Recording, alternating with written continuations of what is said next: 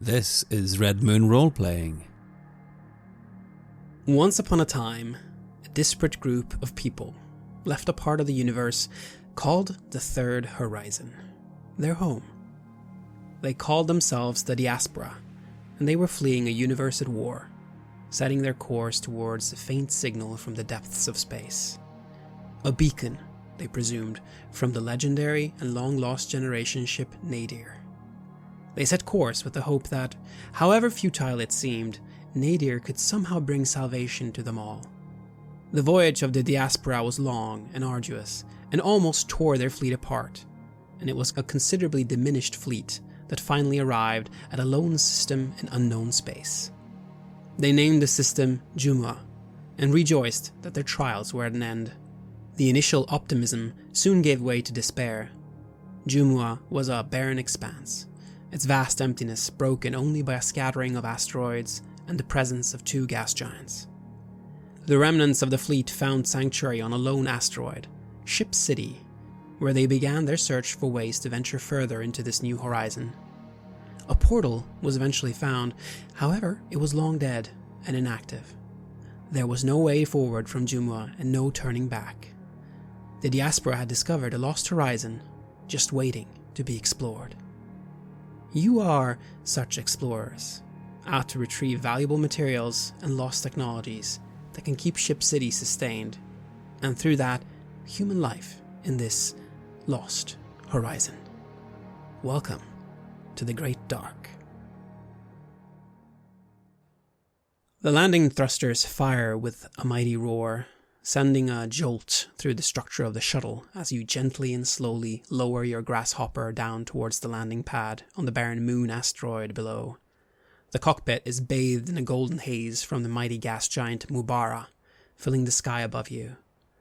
With a final roar of the engines and a powerful thud, the shuttle touches down.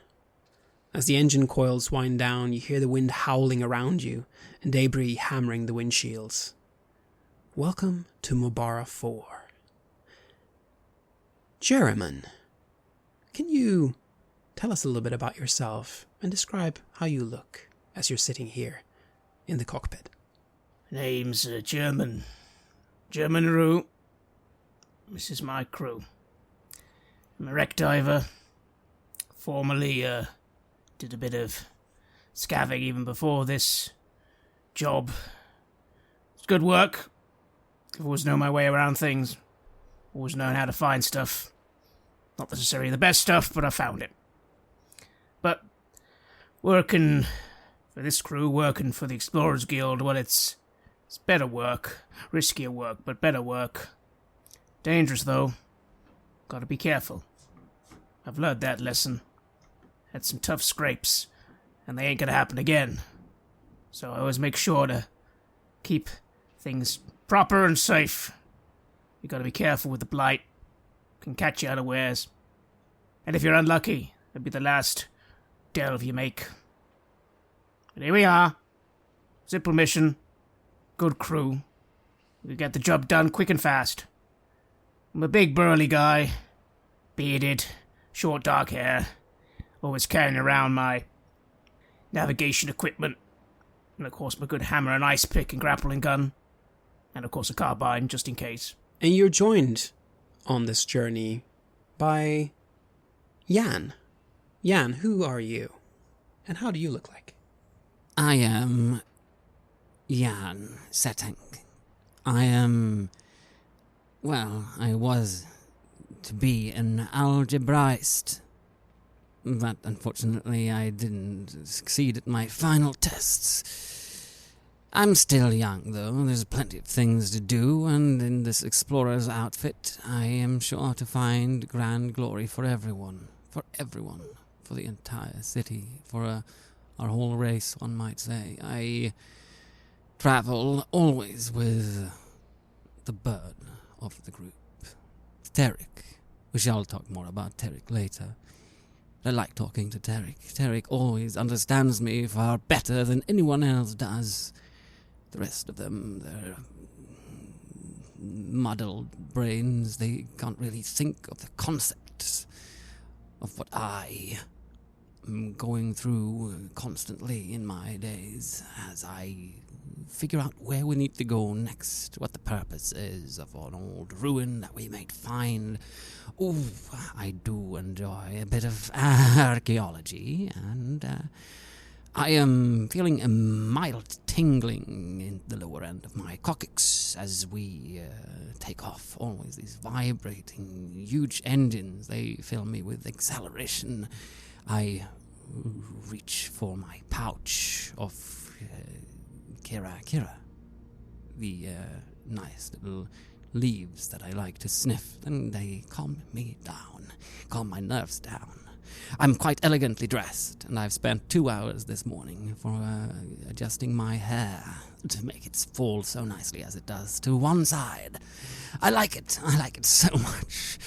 Oh, I take a deep breath of the Kira leaves, and I grasp my bird staff as I hold in one hand as I sit there. And I say, as if to complain, though I don't really mean it because I like it, and I say, "Oh, must it always vibrate quite so much?" I say, and then I bury myself a little further into the seat to feel the vibrations go even deeper into my tingling tummy.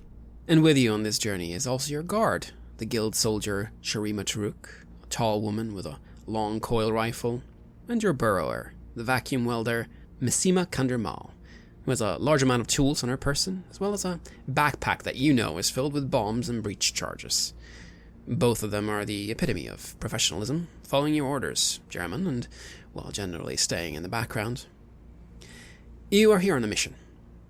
And here I would like you to review the mission briefing, get us up to speed with what you're here to do today. I bring out the mission briefing that we've received. It seems like it should be a fairly easy deal.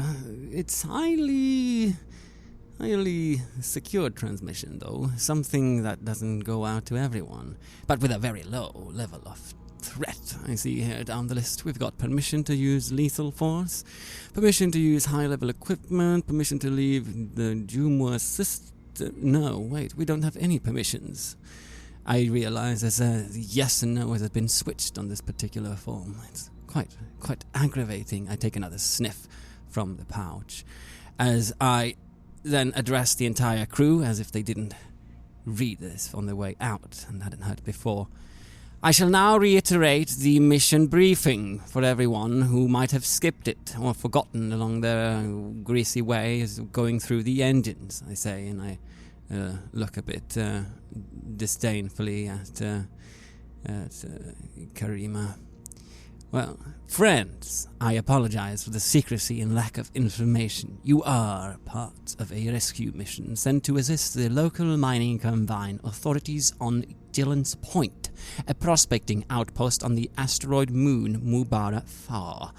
Here is the situation. 3 days ago, 5 prospectors disappeared while staking a claim. Their last communication was a brief message informing us of a sudden spike in blight levels, and that the group had discovered a previously unknown structure that they were investigating. The station chief, Leah Calvanetes, immediately sent a rescue team to assist.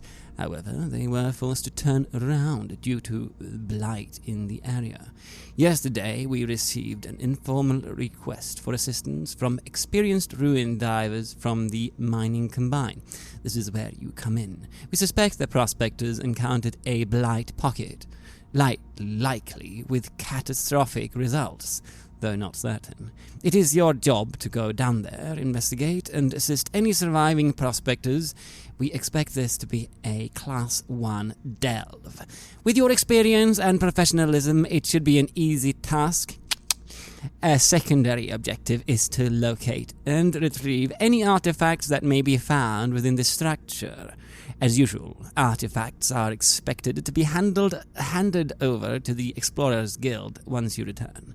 Compensation, as this is a Class 1 mission, you will each be issued 500 shekel upon return. You will receive a bonus of 1,000 shekel for any major artifact and 500 for lesser ones. Come back safe. Love and kisses and everything from Mosca. Oh, Mosca, thank you. Did anyone hear that, everyone? Everyone heard the mission briefing. We're looking for lost miners. There is blight likely to be there. I would think there's no birds in this area. How strange. I simply let out a long sigh. Jan really likes to talk. A lot. About everything. I'm not going to mention that, of course, I've already read the mission briefing several times. I'm just going to let him have his moment. I'm too busy checking the dials on the ship, checking fuel levels, making sure the landing procedure's going well, and making sure our gear is ready. I get quite aggravated at this long sigh. I'm like, it's relevant. It is relevant that everyone knows the mission briefing. Thank you, Jan, yes. I didn't know any of that. In fact, it's my first time leading a delve, first time we've worked together. I'm really glad you're here to teach me the ropes.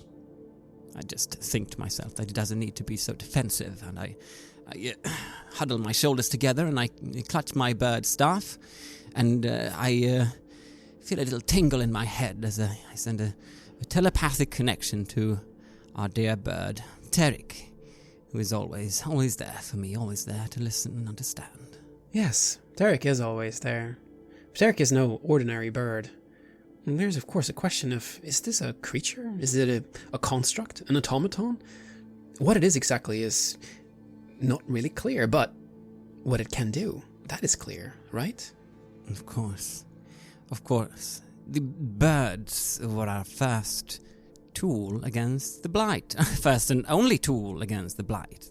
It is interesting, though, how this correlates. Why does the blight exist in the first place? And who made the birds? Or did they make themselves? Or did the blight make them as a countermeasure to itself? I don't know. But if they have a problem with blight that they can't solve themselves, I must assume that either they don't have a bird, or they have no one capable enough to handle it. Of course, Tarek, my dear Tarek, is so capable at clearing blight. So very good. Tarek puts his head to the side and looks at you appreciatively. Tarek is a gorgeous bird. Grey and golden, with a fine golden spotted beak, and those 4 wings that when he stretches them out, simply majestic. I flatten my arms a little bit towards Tarek. Oh, such a pretty bird. Such a pretty bird. Tarek flutters back. The trip has been exhausting. It's been long, and I would like you both to mark the exhausted condition on your explorer sheet. You're going to need 1 shift of rest to remove this condition. It's time to get out of this shuttle now. As the name implies, this is the 4th moon of Mabara, one of the more mineral-rich locations in the system. It's only recently become known for that, however. Shakes and quakes have opened fissures that have revealed mineral deposits starting about a year ago. This was what drew the mining combine and quite a few prospectors. The navigators originally charted this place a long time ago. They actually left 3 decades ago because they didn't find anything that was of enough interest. So it's been abandoned since then. Human presence here is very much a new thing. This moon asteroid is also tiny. It's only about 18 kilometers across. But it somehow features normal gravity, which is probably related to whatever builder tech must be lying hidden beneath the surface. As you get out, you notice that the atmosphere is, of course, thin. Your breathing masks and goggles are helping you to get through things here, and there is quite a lot of wind. There's almost a storm that's going on right now. You find yourself in this desolate expanse of the asteroid moon. The presence of the colossal Mabara looms large in the sky above you, casting an ethereal golden glow over the rugged landscape. In fact, Mabara is so big that it's a bit overwhelming. Like the gas giant was just waiting to swallow this rock and everyone on it. I'm going to ask you to roll for insight. Both of you. I get 1 success. No, I don't get any successes. Then, German, for you, this is nothing. Certainly the planet is imposing. It's very large. But you have seen things that are more threatening than that. Jan, you, however, you find yourself being overtaken by this. Perhaps it's all those Sira leaves. Perhaps it's the bird looking at you funny. There's something that makes you become quite overwhelmed by this situation. I'm going to ask you to lose one hope. And how does this manifest? This planet, it's kind of coming in on you, swallowing you. It's just too big. I see it. And I was already thinking about this. I was thinking about how extraordinary, isn't it, that a tiny moon like this has such a gravity field. And how come no one realized that something must have gone on under the surface? So much more things to explore and to dive into. Of course they were going to find bloody blight. And here I am sent out without nothing, without anyone competent, Oh no, Terrick just sent me an odd look. He looked at me really strangely. He looked at me so strangely. Not even Terrick is on my side. I throw myself on the ground, trying to get away from the gas giant, and say, "This is too much. This is too much. We shouldn't have come here." German, how does that impact you seeing Jan acting in this way? I let out another sigh, although this time it's probably hidden, considering I am now fully in my patched-up exosuit. But I will go over and just quickly clasp the man by the shoulder. Jan, look at me. Oh, Jeremy, it's terrible. It's such a big planet. How can we hope to do anything with this thing looming over us? We'll be fine. We're not alone. Got the bird, and we're being watched by the spirit. Uncreated spirit. I brush myself off. My hair, it's such a gale of the wind here. It's ruffling it about, and Terrick doesn't agree with my appearance. Check your suit. I'm starting to check my suit. Check your gear. No, it looks fine. The gear looks fine. The suit is fine. I'll do that for a bit, but a little bit longer than I need to, as I'm waiting to just follow someone. I got I got my deep scanner. I got my Garuda device. And I'll look over to Karima and Mazima. And I'll just quietly say to them all, "The spirit watches us. The spirit will guide us from the dark to the light, from the outside to home to ship." And I briefly clutch at a small little medallion that currently is underneath my exosuit. It is a silly superstition, but there are plenty of people who believe in the spirit, and I'm one of them. And Shurima and Mazima, they both nod to you, and they are bringing out the equipment. And as you are standing outside your shuttle, you notice a sleek white spaceship that has landed a few 100 meters away. There's a couple of workers over there who are offloading cargo crates onto a rover. The ship looks expensive, fancy even. Can we get a logic roll here from both of you, if you would like? One success from me. I do raise an eyebrow, though. I wasn't expecting, anyone else to be here, considering the mission. No, you certainly didn't expect a ship like that. That's very true. I don't get any successes. You do not. But Yereman, to you recognize what this probably is. This ship looks to be an expensive custom construction, and judging by the shapes, it's most likely owned by a wealthy Coriolite. The Coriolites are an important union of clans and families of Ship City, known for their obsession with the Old Horizon. They love intricate rituals, and they have a spectacular sense of fashion. What is a Coriolite doing out here? I look to Jan and mutter, "They shouldn't be here. This is supposed to be a mining operation rescue. If there were people here, that we wouldn't be needed. If they've come here, I highly doubt it's to help." Are you saying that they recently arrived? Something about that ship, then? Barely any dust on them. I reckon they've recently arrived. Ain't got time for nonsense. You want to go over and find out why they're here? We got a mission to get going on.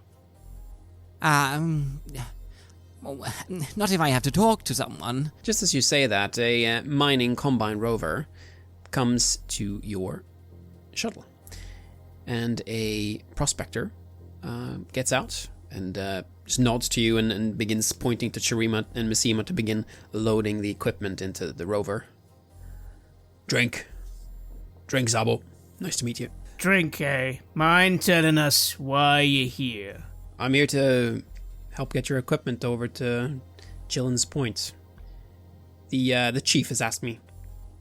So let's get your stuff stowed away, and then let's get over to the outpost. I grimace. Is this right? Something feels off here. Why are these people collecting our stuff? We weren't told of this in the mission briefing. Well, it's not that strange necessarily. There is some trek that you would have to make to get to Gillan's Point. There's not a good landing spot right next to the outpost, and you don't have a rover inside the Grasshopper, so that someone's coming and picking you up, it's nice. You don't have to make the trek that way, and you have quite heavy equipment, so...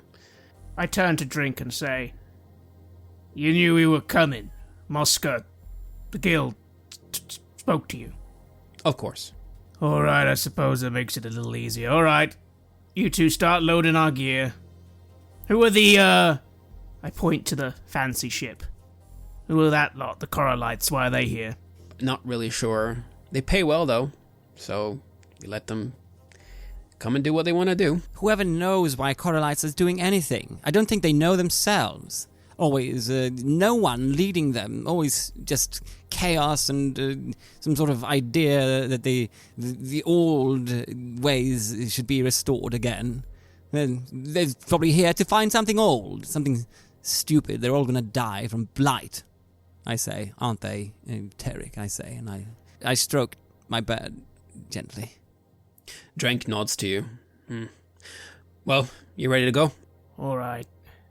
Can you tell us anything? Any new developments at the place, the outpost? Not since yesterday, at the very least. We've all been waiting for you. None of the prospectors have delving suits to go down there, and well, we certainly don't have any birds. So we've all been waiting for you. This was I thought. I don't have any birds. It's that simple, but it's sometimes very complicated. Of course. It's very difficult handling a bird, I say. You know the station chief, Leah Calventes? Calvanides, of course, yeah, she's my boss. I'll take you to see her. I'm sure she's going to want to talk to you in person. Hi, all right, let's get moving. And you do, and Drank Zabo, he drives you across the surface of this asteroid moon. And as you drive, you see the crags, ravines, and crevices that scar the surface. They're all bathed in this golden haze that's cast by the gas giant. It's a beautiful sight in all of its harshness, and the strong wind continues. Drank is quite quiet during the journey. He's very focused on the terrain ahead. And that is probably for the best, because on the way you suddenly feel the ground shake violently all of a sudden, and Drank quickly steers away from a crack that has opened in front of you. Damn shakes. Did you see that? This is just a chasm over there. It just opened. Does this happen often? Do people not get lost in these? Sometimes. But as long as you got good reflexes, then then you'll be fine. I'm used to it by now, but...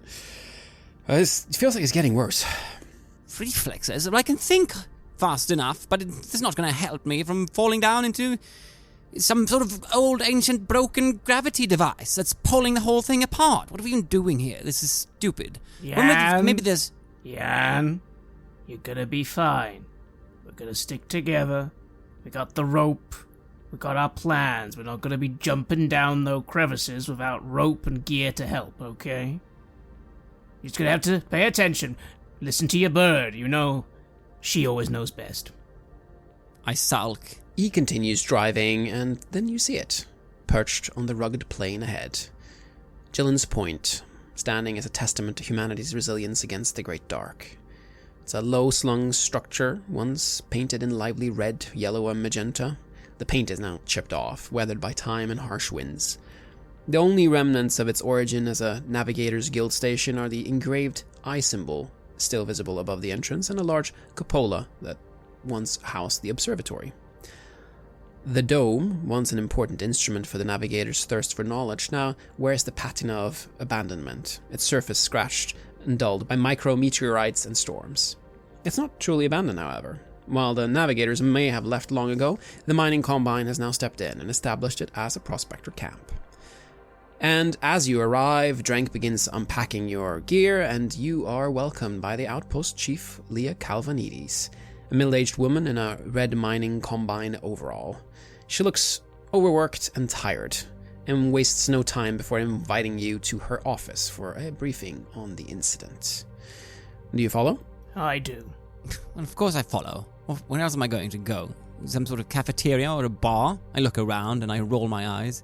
What did he mean before, Jeremy, when he said everything's going to be fine? And then he also said to check my equipment. I always check my equipment. What did he mean by those things? Why does he always grimace? Why does he always do that grimace? I take my bird staff and I cross it across my chest, and I go in. The office that you're led into is cramped, with half-drawn security blinds setting everything in a warm yellow haze.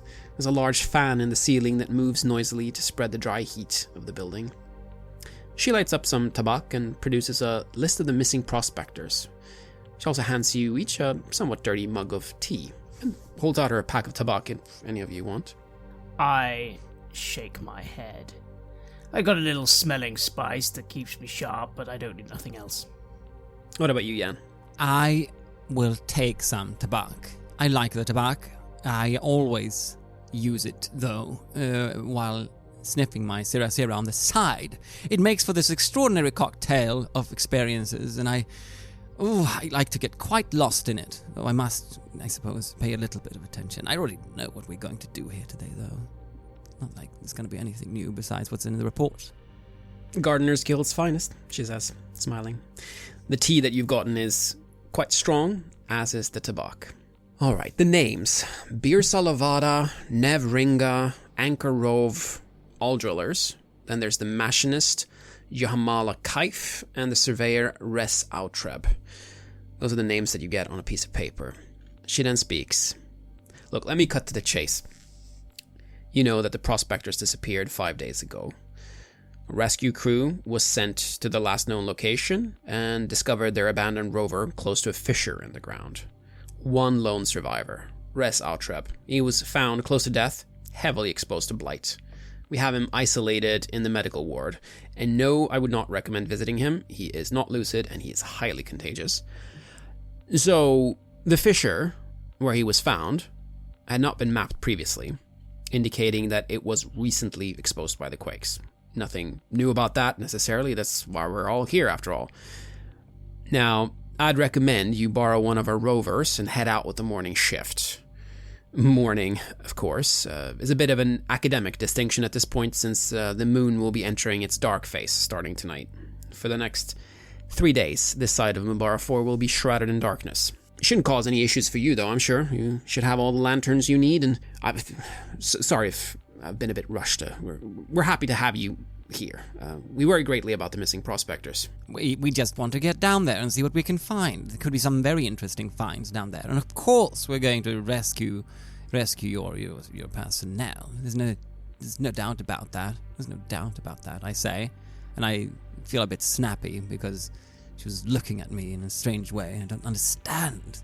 Everyone is so strange today. Always, almost. There'll be a simple supper tonight in the outpost observatory. It's a tradition as we enter the dark phase. I'm sure the journey has been long and exhausting, so please feel free to have a rest in your rooms until then. Sounds like a plan. We can take a bit of rest, but we have to be up early. Well, as early as we can. I want to leave, as you said, as soon as possible. We'll find your people. What's left of them anyway? You have some rest, and you'll need a little bit more to get rid of the exhausted condition, but it's time for supper now. The darkening supper. A table has been prepared at the center of the 20-meter wide observation dome. It's got a roof that's made of reinforced glass and offers a breathtaking view of the enormous gas giant that towers above.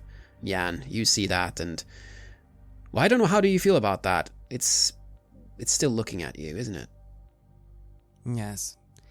I don't like it at all. It's better in here. It's a little bit better than there's something in between. I know that's a silly notion, of course. Everything is silly about this. It's not like we're going to suddenly get smashed into it. It's just very, very imposing. It's like it's calling for, it's like it's jealous of its little cousin or something, that we are on this little piece of rock instead of out there in the gas. How could anyone walk on gas? It makes me so drained just thinking about this. And I still stare at it defiantly. You do. The table is decorated with lanterns, a strangely shaped blue mineral block. There's a delving helmet, and there's also an old hand-painted vase from the Old Horizon. There's about a dozen guests, and as you sit down, you recognize the chief who's puffing on her tobacco. There's also a man with an expensive-looking set of clothes on and an intricate Old Horizon mask. There's also a group of prospectors and staff. The chief motions for you to sit down. Migalnov, please, dazzle us with your creations for this evening. And the cook begins serving you food and explains that first you will be getting a taster of Sira dumpling. There's also going to be grass wine served, and as it is, Chief Calvanitis lifts her glass. To the success of the rescue operation and to new friends, she says, nodding to you. There's a bit of an awkward silence that follows. But once the wine has had its effect, people start getting to know each other. You are enjoying the food as a woman in bright orange technician's overalls comes over to introduce herself. Zera Wandau. So, what do you think the chances are that the missing prospectors are still alive? Master Moska must have dispatched you to rescue them, right? Aye, that's right. Well, it depends clearly on how much rations they have. I mean, judging by the exposure that we've heard of one that returned. Well, maybe they found some sort of pocket to hide away from the blight exposure, and are they just holding out there waiting for us to come in and save them? Who are you, anyway? Oh, me and my crew? She nods to 3 other men and women in similar orange clothes. We're here for maintenance of the station. You've probably noticed how broken down this piece of junk has become. Lots of new finds to be expected from here, though. I have a feeling that Gillan's Point will grow quite a lot over the coming few years. Yes, if they can stop the place from falling apart by itself, of course. It seems to be just... And I just look away and don't finish my sentence because it's a complete waste of time. I look up at the sky and the big gas giant instead. Not to mention the problem you have with your fishes. Personally, I wouldn't stay here long. Bad omens. You might have a point there. Yeah, no, we want to head back to Ship City as soon as we can. Just got to get this work done, and well, who knows? Who knows? Maybe some opportunities will show themselves here. It's supposed to be an exciting place. Well, it's nice to meet you. And there's a main course that's then served. Shocktel, spicy stew of lentils made according to an old Sadalian recipe. Tastes of the Old Horizon. Surprisingly delicious. As that is served, Chief Calvanitis comes up to you and pulls up a chair. Her face is a bit red and she's clearly been indulging in the grass wine on offer. I am happy that you're here. I am really, really, really, really happy. Well, it's really nice to be here. It's really nice. This tabac is some of the best I've ever had. It's the best, probably. It's one of the few things that keeps me from putting a bullet in my head. Yes, I can imagine you suffer a lot out here. Like I said, ill-omened place, but if they had their rations and if they checked their gear correctly, hopefully at least there'll be someone out there. I won't lie. They could all... well, they might not have made it. It's been too long. Jeremiah, don't be so pessimistic. And did you hear that woman? That woman working with maintenance. She was just here. She was talking to us, well, a little bit before the main course. And she said she was very excited about this place. They were going, lots of things were going to happen, and this place is going to grow. Do you think they will grow? This place is falling apart, and those assholes back in Ship City, those mining combine fuckers, they don't give a shit about us out here. I'm surprised they even sent these maintenance people. Did you know that they're not even letting me leave? I would just expect it to keep toiling here until Mabara swallows this forsaken rock and puts us all out of our misery. Gentlemen, can you ask her what this Coriolite is doing over there? One of the masks, and what's the thing? What Jan said. We noticed some Coriolites are snooping around. Are they trying to get by you and get some artifacts, for their personal collections without having to go through proper procedure? Beats me. Tourists. And, Jan, if you're curious, the man with the Old Horizon mask, he's looking up at the observation dome and the gas giant above. You see that he hasn't touched his food. He's by himself. I stand up, and I don't know why I feel compelled to go over and talk to this fellow. We've already talked too much. I don't like it. Why am I doing this? I just sigh, and I turn around to Jeremy and I say, you do this, you have a tick, You have this tick. When you don't like something, you do this grimace, like this. You should stop. You should be more aware of your facial expressions, I say, and then I just go. I look like I was about to say something, and then as you go, I just shrug. And Yereman, as Jan moves away, Chief Calvinitas grabs your sleeve and says, you need to watch yourself. There are others here that want what is not theirs. Look, I'll help you if I can, but I need something from you. Bring me the artifact from down there, whatever it is. We can take it to the navigators together. I'll cut you in on it. I'll finally be able to leave this place. And the navigators are going to pay a lot more than the explorers ever will.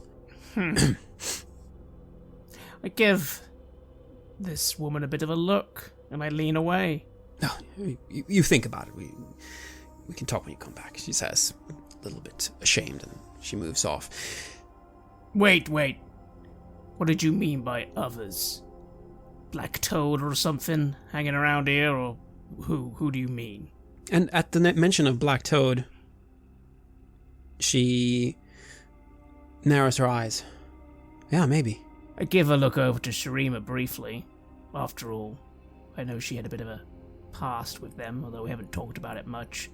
And then I'll just look back at this commander and say, we'll keep an eye out, we'll do our job, and we're gonna do it correctly. When people start doing jobs incorrectly, taking shortcuts, taking risks, people get hurt in the dark. Something to remember. She narrows her eyes and shrugs. Well, think about it. And we move over to Jan. And you see the man with the Old Horizon mask. He's looking up at the observation dome, and you hear him muttering, "It must have been beautiful. Incredible, just incredible. How did they do that? How did they do it?" I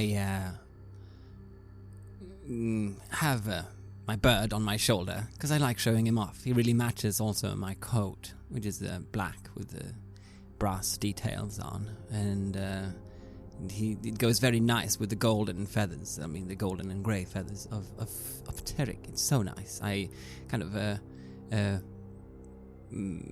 stroke his feathers a little bit as I go over. What did you say? You were talking to yourself over here. You barely touched your food. Oh, I have eaten the light of Mabara. That is enough.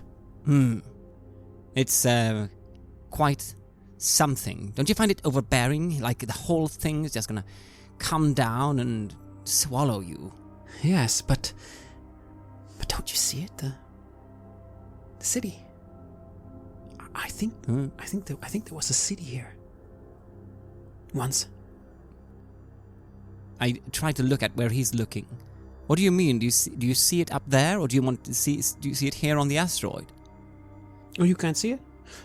Well, you have to remember to look inward. He chuckles. I nervously sniff a little bit of my Sarah.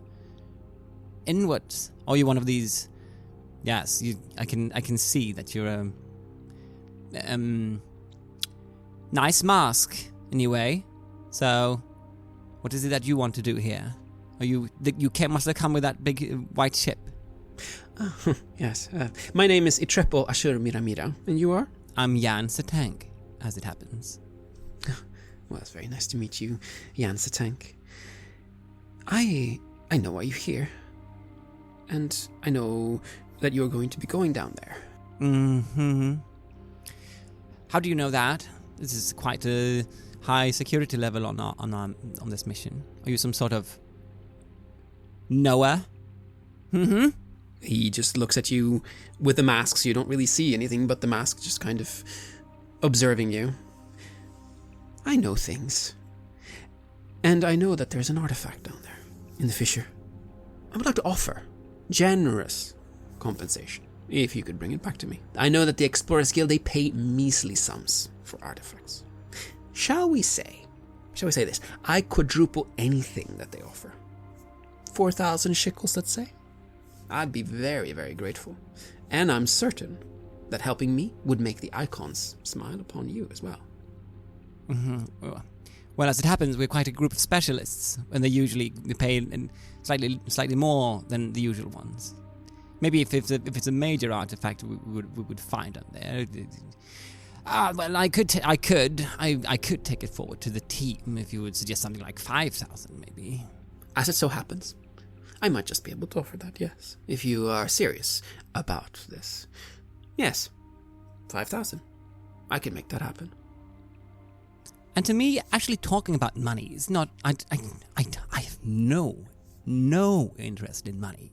Money is so boring, so uninteresting. I just say things and see what happens when I've said them. This conversation has no consequence to me.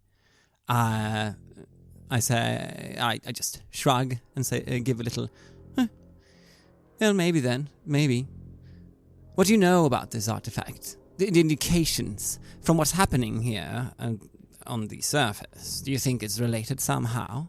Is it any particular thing that you... What makes you think this in the first place? Something with a blight? I have heard things, I have read things. I think it has something to do with the city. It has something to do with the city. The city that's no longer here. Because it fell. Long ago, it fell. And as he says that, Mabara disappears over the horizon and is replaced by the vastness of the Great Dark. The observatory descends into gloom with only the weak lanterns as light. 3 days of darkness now awaits. I suppose the long night has fallen.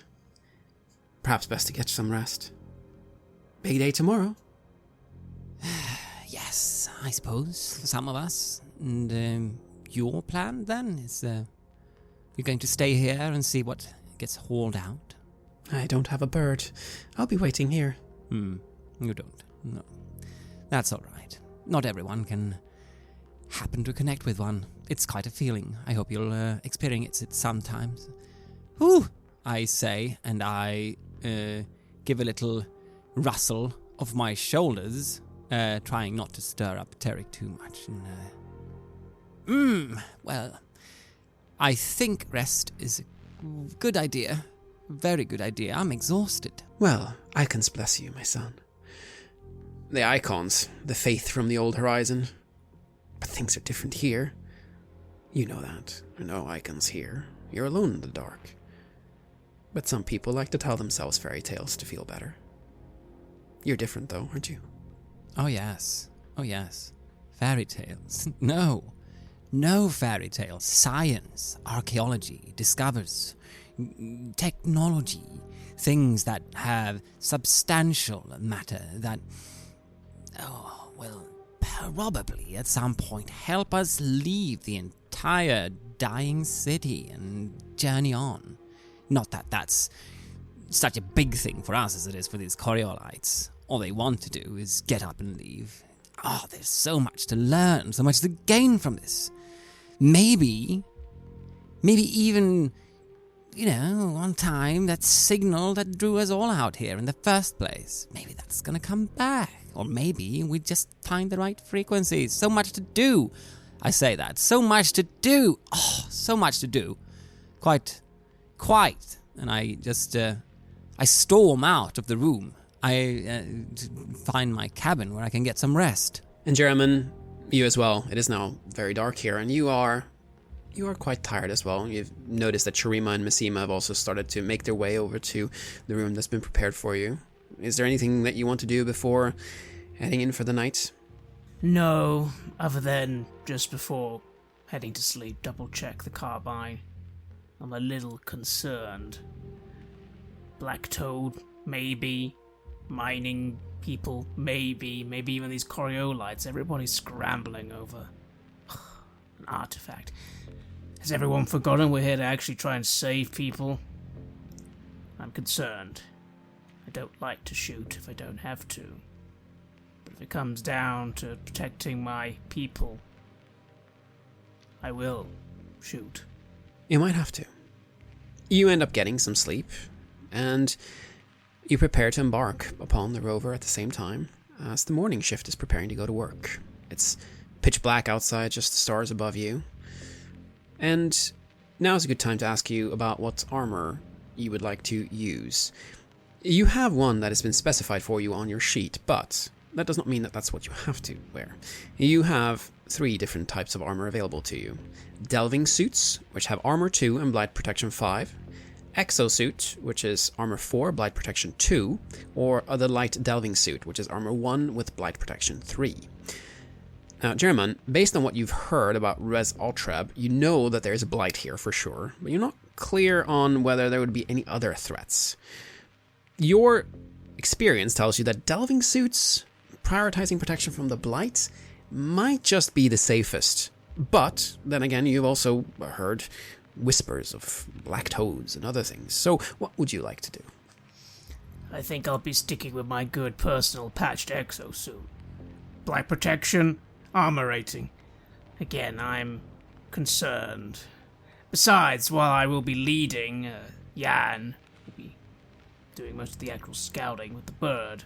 And with the bird, we shouldn't actually run into any blight problems, after all. We'll know where it is. Or we should know where it is. Maybe it would be nice for this particular hike to have a little bit of extra blight protection, seeing how I am the one responsible for keeping, well, the whole area blight-free when we need to be doing a particular... Well, if we need to stay in one area for a little bit longer, best that I am not losing all my heart too easily. Yes, a delving suit. Blight protection 5. As you are about to embark, half a dozen prospectors with solemn faces come up to you, and there's a woman who steps forward and who says, "We know why you're here, and we want to offer our gratitude and bless you in your endeavor. We pray you safely return with our comrades." And with that, she removes a medallion from her neck and offers it to you, Jan. "This is from Mira in the Old Horizon. Will you take it?" We will gracefully accept your blessing, and of course I shall carry this fine medallion with utmost delicacy. I'm sure it will be of great help. And to you, Jereman, you are given a small book of myths from the Old Horizon. Missima and Sharima, meanwhile, are given a lucky amulet and a commemorative coin of the founding of the 3 guilds. And these things are your keepsakes. You're going to be able to use these once during the session when pushing your roll instead of losing 1 hope.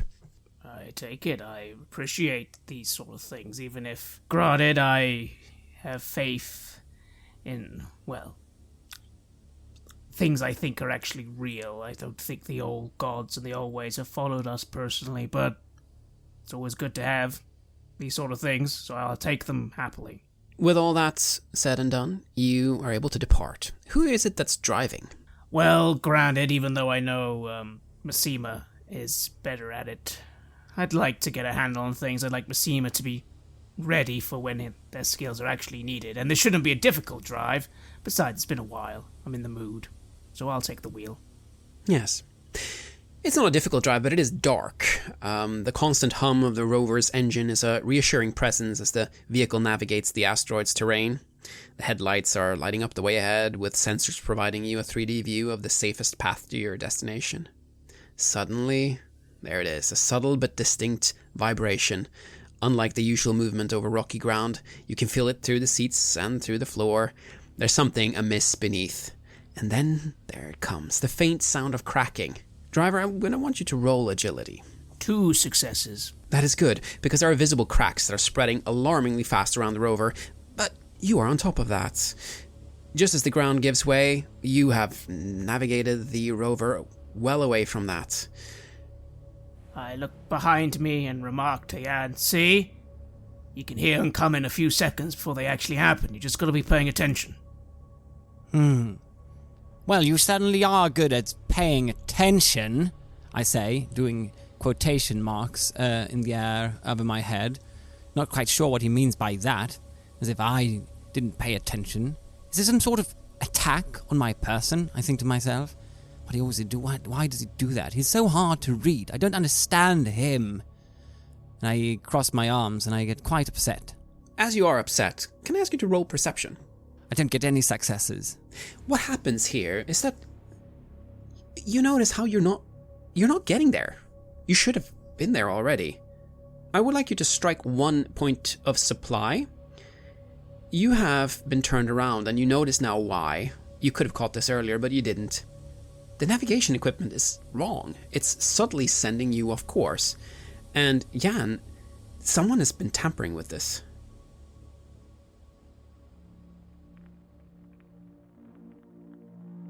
You have listened to an episode of Red Moon Roleplaying, where we played The Sky Machine for Coriolis the Great Dark, which is published by Free League and is on Kickstarter right now. The music was created by AlphaZone and Sabled Sun and was used with permission from their label, Cryochamber. Please check out cryochamber.bandcamp.com or their YouTube channel for more of their lovely dark ambient. We'd like to give massive thanks to our champions of the Red Moon, Martin Heuschober, Simon Cooper, David, Julia, Camilla, Bob Lange, Cameron, Antxon, Graham Barey, and Doug Thomson for their generous support. And we would of course also like to thank all of our other patrons. Without your support, the show would not be possible. If you want to support our work, please check us out on Patreon. You can get access to bonus campaigns for Occult Divinity Lost and Coriolis there, as well as get early and raw access to all of our recordings. You can also hear your name read on the show as a champion of the Red Moon, as well as play Cult with us. Most importantly, that support is what keeps the show going, so do check us out there. Thank you again for listening, and remember that the portals are dead, Ship City is dying, but there is still hope.